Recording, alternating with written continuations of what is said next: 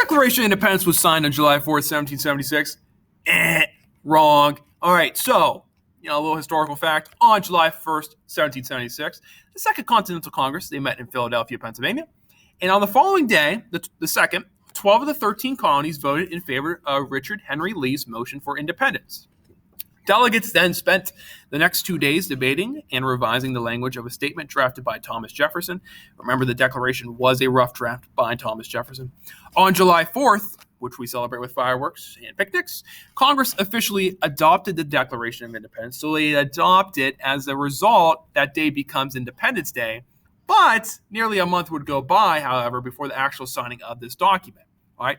So not until about August 2nd was it signed. But even then, a couple of the delegates didn't sign until a later date. All right. So now you know that. A couple other cool things. Top right-hand corner, the Declaration and Constitution were hidden away during World War II because they were worried about attack on U.S. soil, especially after Pearl Harbor. So they were given to a military escort to take to Fort Knox in Kentucky, where they remained until 1944. Also, Fort Knox, Kentucky owns about half. They have about half the gold that we have in the U.S. All right, about 140 million ounces of gold. All right, that's quite a bit. So, what were the main ideas and arguments of the Declaration? A couple things. First, we'll look at the Declaration of Independence and complaints on British rule, especially with what Thomas Jefferson was writing.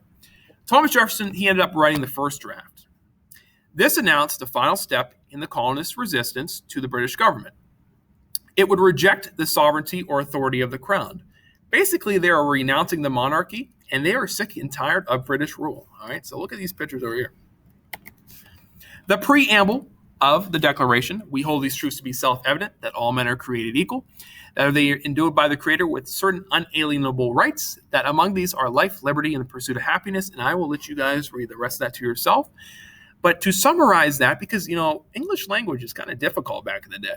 To summarize that, the preamble, it outlines the general beliefs of government such that all men are created equal, and that the government is for the people, for you guys, and if a government begins to abuse that power, the people are responsible for abolishing the government.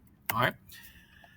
So a couple main important ideas of the Declaration: human equality, government by the consent of the people, and a long train of abuses. All right. So they were fed up with a long train of abuses.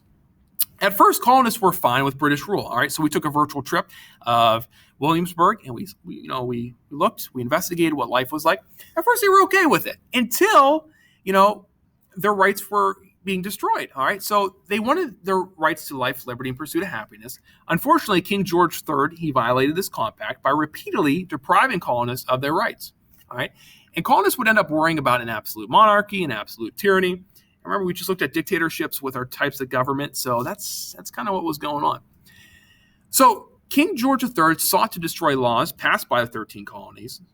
He also sought to quarter soldiers in colonist houses and also depriving colonists to the right of trial by jury, which is a very important thing. All right. And finally, they would keep standing armies in times of peace. So, down your street during this time, there would be, armies walking and marching throughout the area. All right. One of the most important ideas of the Declaration was the right of revolution. When any form of government becomes destructive of these ends for which government is created, so, government is to protect the people. If that government becomes destructive or overpowerful, it is the right of the people to create a new government that will serve those ends. All right. So in this picture, King George III, they're tearing his statue down. All right. One of my favorite cartoons is called Liberty's Kids. Sit back, relax, have some, cereal, and hopefully watch it, but it is optional. I think you'll enjoy it and understand what was going on for that first 4th of July. And finally, today's actual assignment, so that last part was optional, is the Declaration of Independence tour, where you're going to list some fun facts in Google Forms about this tour. So you can enter this tour. There's many different documents. Let's see how long it's going to take. And I only got 30 seconds. But there are many different documents throughout this tour. I'm going to show you guys how to use this tour.